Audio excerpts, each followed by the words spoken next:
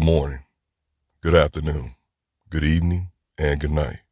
Ladies and gentlemen, welcome to Life of Logan. And I guess you're wondering where I've been, and it has been an unexpected layoff. I'll be honest with you. This year so far has been hellacious at times for me. And I think about last year and even the year before that. For the past couple years, it has been just going into the new year. You're filled with optimism and such joy. And I can't really say that anything in particular happened. There have been events over the past couple years that have triggered things in me. And just sometimes, like actually this morning, right before I started recording this episode, you just wake up sometimes and your internal voice tells you that I can't do this anymore. That's literally the voice I had been hearing from like late January all the way really through now. I don't hear it as much, but sometimes you wake up in the morning and it just comes.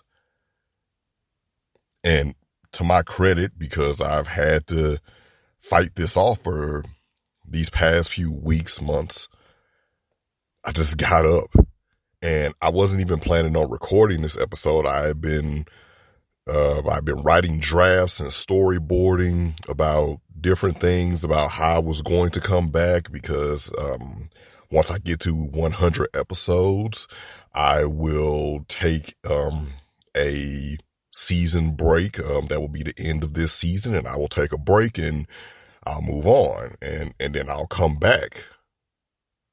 But I just had to record this, number one, because it's been such a long layoff, and if nothing else, I think y'all come to me because y'all know I'm going to give it to you real. I'm going to give it to you honest. I'm going to give it to you raw. I'm going to talk in ways that you damn not hearing men say, but we just don't hear people talk about it.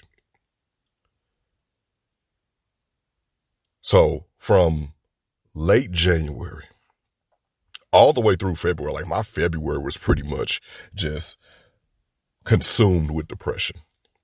And save maybe two people, I know at least one, because I know at least one person knows, because that's my son, and he watched me go through it.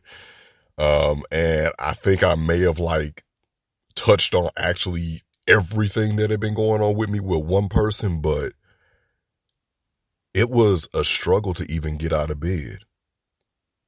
There were a lot of days, I'm not going to lie to you, I did not get out of bed. I literally spent the whole day in bed.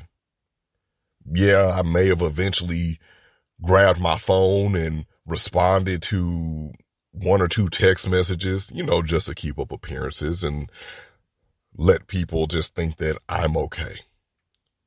Because unfortunately, even for as evolved as I am, and the way that I tell people all the time that, hey, men, talk about your feelings, talk about what's going on inside of you. I'm no fool. I'm not naive. I know nobody wants to hear a grown man drone on and on about, hey, I don't feel good. I'm sad. I can't do this. My cup is empty. I have nothing left in the tank. I'd already been running on fumes for so long, but now those fumes aren't even sustaining me. The trickery that we tell ourselves. Because while there may be some people who do not want to hear that and just, hey, pull yourself up by your bootstraps, rub some dirt on it. Depression is a myth. Men shouldn't feel this way. Boys don't cry and all this other stuff. I know that that's wrong. But the thing about it is when the things take a hold of you and they just put their hooks in you. So imagine that. Like I literally and I was missing work. Like I took a leave. It was like an ad hoc leave where I would probably work for like a day and I was working from home. I just, it's like, hey, I'll sign in when I can. But it was so hard. It was hard to even open my eyes and go to a different day. And I know I've talked about this before. I've talked about my battle with depression. The whole show is revolved around my battle with depression and becoming emotionally intelligent and creating emotional safe spaces with me. But you just lose your way. I was laying in bed crying and not really it was so hard, y'all. It was really just hard or whatever. Like I was crippled by the depression. I was crippled by just the wave of emotions. I was crippled by just feeling like I was alone and nobody could even understand me. The lies that we tell ourselves, the lies that once depression takes a hold of you, that's why it's so hard for it to let it go. At one point, I wasn't even sure I was even going to come back. But I knew I had to come back because if I didn't eventually come, I just knew that I had to come back. I knew that me coming on here and doing like I've been doing, telling my story, telling about the battles that I went through, not just my victories. And there have been many victories, but also talking about the L's that I've taken. And the L's and the losses have lessons in them. So one thing that I had to do, I said, I cannot keep on laying in this bed, not doing anything, just getting up just for necessity things like, hey, I haven't eaten in close to 48 hours. I need to go eat something. I need to go drink some water. I haven't, I need to get up. I need to move. I haven't been out of the house in close to a month. Not even to like step outside on my deck or go outside to the porch and get the mail or anything or whatever. Like, nah, find somebody else to do it. That's what it came to when it was about this whole life thing. I was literally like, find somebody else to do it. Find somebody else to do it because it's not going to be me. I've lifed enough. I've done life enough. Me and life need to take a break for a minute. Our relationship has become strenuous. It's complicated, the relationship with me and life right now.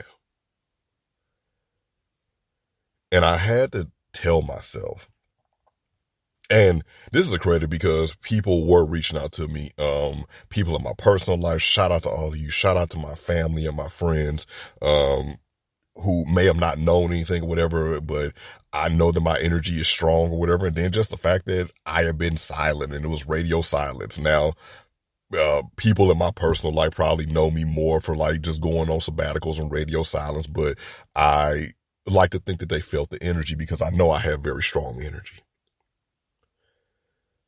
And then even on a professional level, people were reaching out to me. Shout out to Tim, shout out to my brother Tim, shout out to Drea, both wonderful podcasters. You've heard me talk about them before. And other people, even just like listeners of the show who I don't know personally, just reaching out to me. Shout out to all of you all. Because you all do not know how much that motivated me. You do not know that, but I'm going to tell everyone now in one felt swoop. That motivated me so much to where I started to change my self-talk. I was talking to myself, like literally talking to myself out loud and saying, come on, we got to do this. Get up, like get up. Okay, tomorrow